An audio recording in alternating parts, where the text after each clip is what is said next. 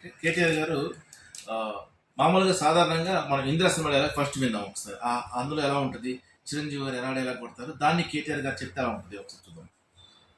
ఓ వీరశంకరయ్య, ఏం చూసి పెంచాడు రా మీ అని కప్పారు. నువ్వు కన్నవ పెంచావా? మొక్కే కథని పీకేస్తే పీక కోస్తారా? ఇది అలా ఉంటుంది డైలాగ్. ఈ డైలాగ్ నీ కనుక మన కేటీఆర్ గారిని చెప్పమంటే ఎలా అంటారు? వారి ఒక సందర్భంలో మీటింగ్లో కలిచారు, దాన్ని వారు చెప్తే ఎలా చెప్తారు? అందరికి కూడా ఒకటే చెప్తున్నా, మీరందరూ కూడా మంచి కార్యక్రమాలు చేయాలి. మొక్కలు నాటండి, మొక్కలు నాటి మంచిగా వాతావరణాన్ని మంచి చేయండి. ఈ మొక్కలు బీకుడేందా?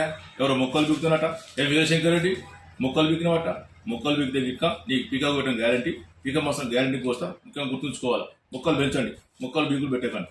అర్థమైనా? ముఖ్యంగా నువ్వు వీరశంకర్ రెడ్డి గుర్తుంచుకోవాలి. వచ్చిందా? అదే నాగేశ్వరం ఏమిటా మొక్కలు బీగటి డాన్సెస్. మొక్కలు బీగితే పీక కోస్తారు తెలుసు కానీ పీక కోసి ఇది పీక కోసి ఖచ్చితంగా చుట్టూ అక్కడే పడేసి వస్తారు. కరెక్ట్, ఇది కల మాట. మొక్కలు పెంచండి, చేర్చండి, అందరు మొక్కలు పెంచండి కానీ అలా పీకలు పోయటం చేయకండి. నాన్నగారు మీరేంటి అక్కడ మొక్కలు పీకుతుంటే వీరశంకర్ రెడ్డి మీరు వచ్చి పీకొద్దంటే వాడి కోపం వచ్చి వాడు మీ పీక వస్తే నేను మళ్ళీ వాడి దగ్గరికి వెళ్ళి వాడి పీక నేను వస్తే ఇవన్నీ ఎందుకు నాన్నగారు? పీకనేయండి మొక్కలు, పీకేస్తే పీక మనకెందుకు?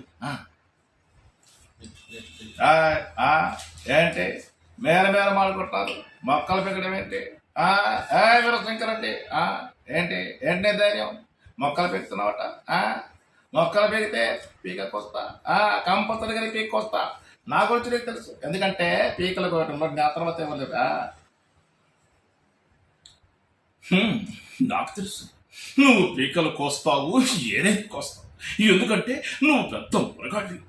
వాడేదో చీక పీకలు కోస్తుంటే నువ్వేంట్రా మొక్కలు పీకుతున్నావు? మొక్కలు పీకితే నీ పీక కోయడం కంపల్సరీయా? కంపల్సరీ. సత్య ధర్మ ఎందుకు అలా చేస్తున్నావు?